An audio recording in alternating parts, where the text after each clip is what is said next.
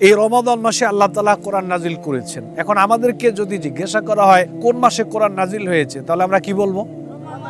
কোন মাসে কোরআন নাজিল হয়েছে?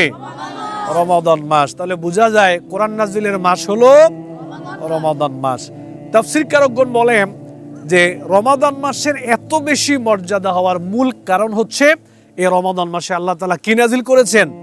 কোরআন নাজিল করেছেন। যেমন এখন যদি প্রশ্ন করা হয় যে রমাদান মাসে আল্লাহ তাআলা কোরআনটা কিভাবে নাজিল করেছেন, রমাদান মাসে আল্লাহ সুবহানাহু ওয়া তাআলা পুরো কোরআনকে রমাদান মাসের অন্তর্গত কদরের রাত্রিতে আল্লাহ তাআলা কি করেছেন? নাজিল করেছেন। একটু খেয়াল করো, 11 মাসের তুলনায় রমাদান মাসের মর্যাদা অনেক বেশি।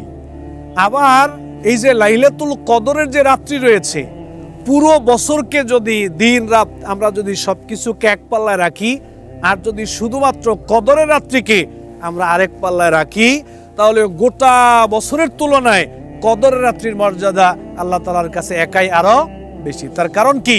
ওই কদরের রাত্রিতে আল্লাহ তাআলা দুনিয়ার আসমানে কোরআনকে নাজিল করেছেন। তাহলে বোঝা যায় রমাদান মাসের মর্যাদা হলো কোরআন নাজিলের কারণে, পাশাপাশি কদরের রাত্রিতে মর্যাদা হলো কোরআন নাজিলের কারণে।